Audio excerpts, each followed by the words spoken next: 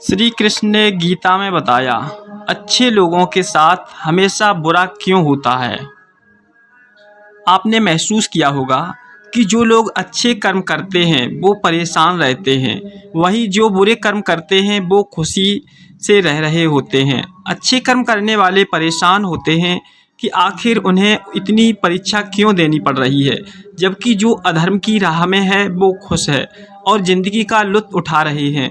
अगर आपके मन में भी यह सवाल आया है तो आज हम आपको इसका जवाब देंगे। यह जवाब वो है जो भगवत गीता में लिखा है और श्री कृष्ण ने अर्जुन को दिया था।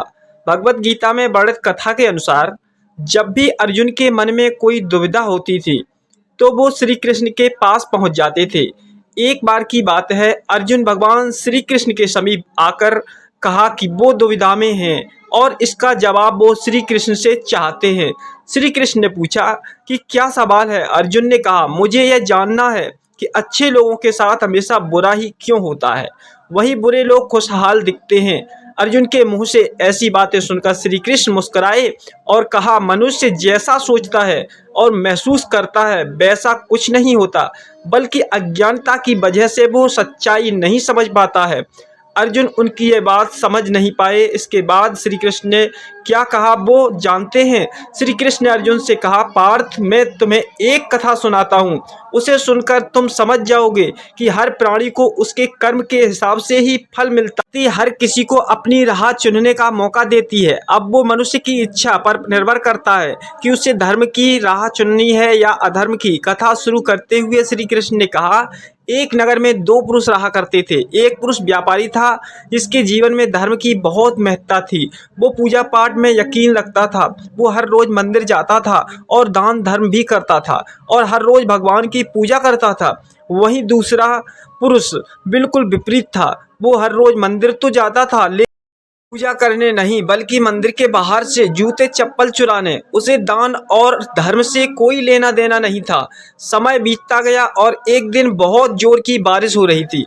इस वजह से मंदिर में पुजारी के अलावा कोई नहीं था। यह बात जब दूसरे पुरुष को पता चली तो उसने कहा कि यह सही मौका है मंदिर का धन चुराने का। पंडित से नज़र बचाकर उसने मंदिर का सारा धन चुरा लिया। उसी समय धर्म कर्म में विश्वास रखने वाला व्यक्ति भी मंदिर पहुंचा। दुर्भाग्य से मंदिर के पुजारी ने उसे ही चोर समझ लिया और चिल्लाने लगे। वहां लोग एकत्रित हो गए और उसे बहुत मारा। किसी तरह वो बचते बचाते वहां से निकला तो दुर्भाग्य ने उसका साथ वहां भी नहीं छोड़ा।